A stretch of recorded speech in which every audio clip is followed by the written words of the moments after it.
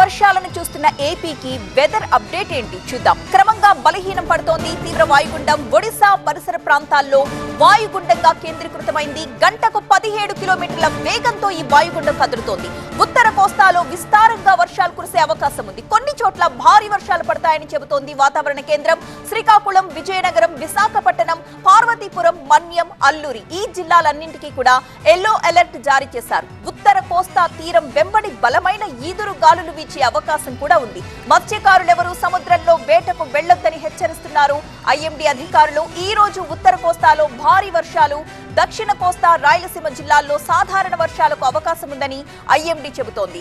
శ్రీకాకుళం, పార్వతీపురం, మన్యం, విజయనగరం, విశాఖపట్నం, అల్లూరి జిల్లాల్లో భారీ వర్షాలు కురుస్తాయని అంచనా వేస్తున్నారు.